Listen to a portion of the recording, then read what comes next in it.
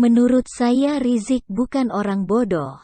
Setidaknya bisa dilihat dari tingkat pendidikannya yang sampai S3. Rizik juga orang yang punya pengaruh cukup besar. Levelnya jauh di atas Maher Atualibi dan Nur Sugik. Dia punya berbagai cara untuk lolos dari jerat hukum. Namun sepertinya kali ini Rizik dalam posisi sulit. Taktik yang dijalankan Rizik mungkin sedikit menyelamatkan aspek A, namun justru merugikan aspek B, begitu kira-kira analoginya. Soalnya taktik yang dijalankan Rizik malah menjadi blunder.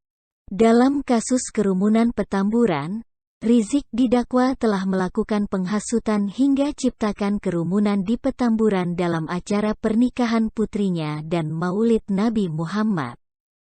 Kuncinya adalah Rizik melakukan hasutan dan menciptakan kerumunan. Awalnya Rizik hendak mencoba menjelaskan bahwa kerumunan yang dia ciptakan dalam rangka menggelar acara Maulid Nabi Muhammad dan hajatan pernikahan putrinya tidak menjadi klaster penyebaran COVID-19. Namun penjelasan tersebut malah menjadi blunder. Rizik membuat argumen bahwa acara maulid dan hajatan tidak menjadi klaster penyebaran COVID-19 lewat sebuah pengakuan bahwa dirinya memang terinfeksi COVID-19. Tapi bukan terinfeksi saat menggelar acara maulid Nabi dan hajatan putrinya, melainkan terinfeksi saat tiba di Indonesia melalui Bandara Soekarno-Hatta dari Arab Saudi pada tanggal 10 November tahun 2020 lalu.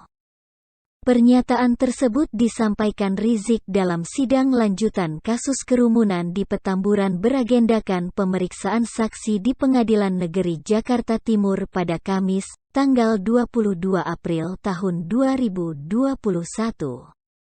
Awalnya, Rizik menanyakan kepada eks-lurah Petamburan Setianto yang dihadirkan sebagai saksi yang turut disebut terkonfirmasi COVID-19 usai acara Petamburan digelar. Rizik menyampaikan, kalau jajaran panitia hingga eks-ketua umum FPI yang berada dalam satu panggung acara kerumunan di Petamburan tidak ada satupun yang terpapar COVID. Kemudian Setianto yang mengaku terpapar COVID ketika akan menjalani pemeriksaan sebagai saksi di Polda Metro Jaya terkait kasus kerumunan Petamburan tak mengetahui pasti bisa tertular dari mana. Lebih lanjut, Rizik memberikan responsnya kembali.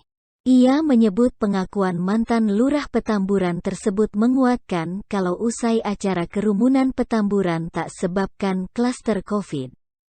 Sekilas pernyataan Rizik nampak logis dan argumentatif bahwa kerumunan yang dia ciptakan saat menggelar hajatan dan Maulid Nabi Muhammad tidak menjadi klaster COVID-19.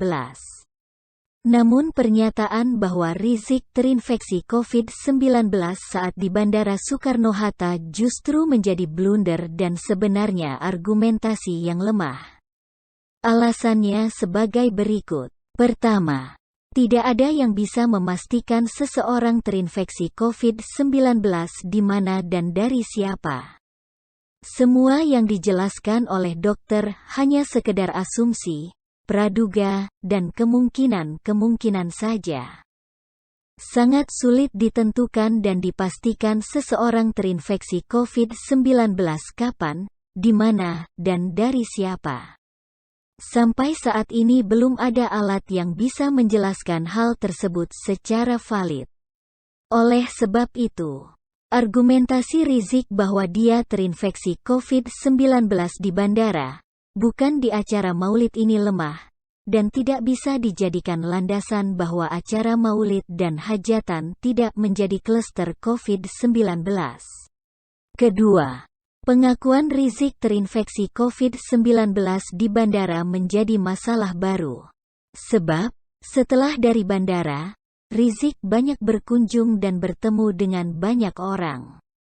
Dengan posisi Rizik yang positif COVID-19, sangat mungkin dia menularkan COVID-19 ke orang-orang yang bertemu dengannya.